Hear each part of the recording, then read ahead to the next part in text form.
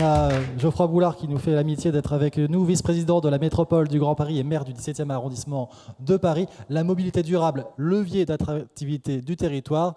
On va y répondre avec lui. Merci de l'accueillir sur scène. Geoffroy Boulard.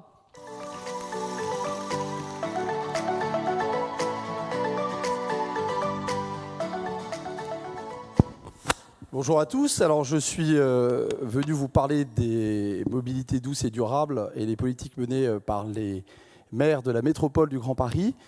Nous n'avons pas la compétence en tant que métropole sur le transport et mobilité à part entière, mais nous aidons les communes qui veulent développer une offre complémentaire, une offre de proximité.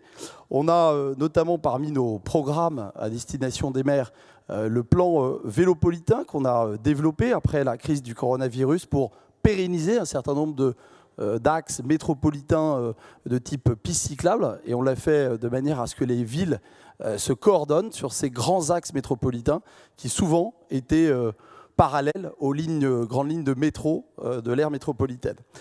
C'est 10 millions d'euros chaque année qui sont consacrés par les maires du Grand Paris au développement de pistes cyclables pérennisées, ce qu'on appelle les Corona-pistes, vous vous en souvenez.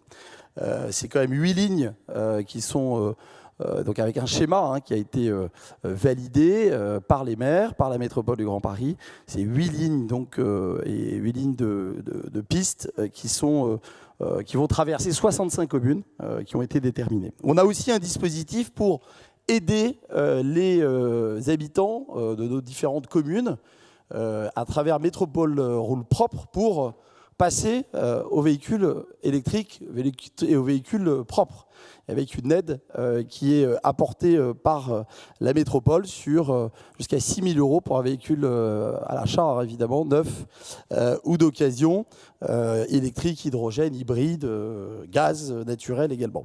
Troisième pilier important des politiques métropolitaines, soutenu par Patrick Ollier, notre président, et tout le bureau, c'est la partie équipement en borne de recharge de nos communes. C'est un vrai sujet, notamment les communes qui ne sont pas en première couronne, enfin qui ne sont pas parisiennes, et notamment donc les villes de première couronne à travers un réseau qui s'appelle Métropolis, qui permet libre adhésion évidemment aux maires de rentrer dans ce réseau de création de recharge électrique en prise rapide.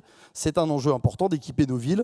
On pourra aussi sans doute travailler sur le deux roues, qui est un vrai sujet, et faire payer le deux roues pour son utilisation de la voirie publique, c'est une chose, mais équiper les villes de bornes de recharge électrique pour les deux roues sur voie publique, c'est un véritable sujet qui n'a pas été anticipé. Je discutais à l'instant avec un opérateur en disant qu'il fallait accélérer parce que les villes avaient absolument besoin de s'équiper en la matière. Il faut être cohérent.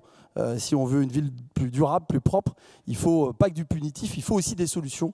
Et on a besoin de professionnels, d'entreprises qui travaillent sur ces sujets. L'innovation est au cœur des politiques métropolitaines.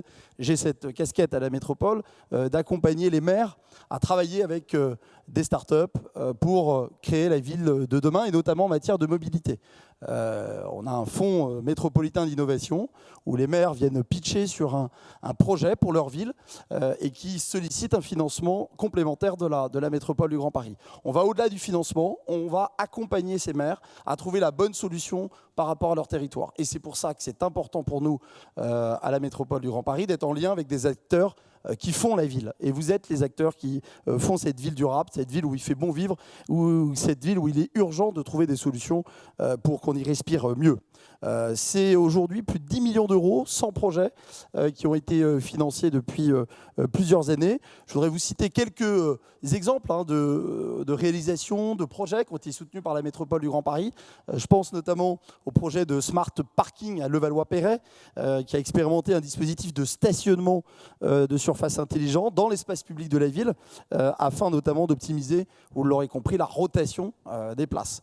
On a un autre exemple à Rueil-Malmaison qui expérimente un véhicule autonome, projet de service de navette, 100% électrique, sur route, ouverte, en mettant notamment en place des trajets depuis la gare jusqu'au siège des entreprises. Donc une autre expérience intéressante, une autre expérimentation.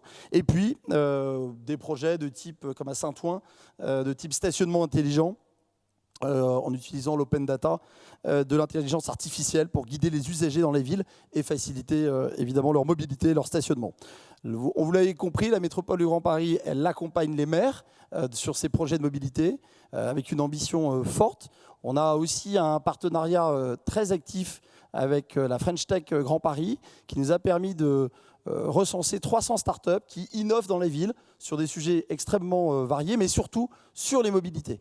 Et c'est un guide à destination des élus pour leur permettre, leur montrer que travailler, je dirais, à une ville plus durable avec des partenaires privés, c'est possible et c'est facile. Et donc on a 300 startups qui travaillent, entreprises qui travaillent sur ces sujets de mobilité, notamment, mais aussi sur l'habitat et ces questions. Et c'est sur un site internet qui est disponible. Vous pouvez aussi vous référencer si vous ne l'êtes pas encore et que vous travaillez sur ces sujets. Pour nous, c'est important. C'est villededemain.org. Voilà ce que je voulais partager avec vous ce matin. Remercier encore le City Summit. C'est un plaisir pour nous, la métropole, d'être présent. Et on a un stand pour échanger avec la French Tech Grand Paris sur les ambitions aussi des maires et de la métropole en matière de mobilité durable et douce. Merci à tous.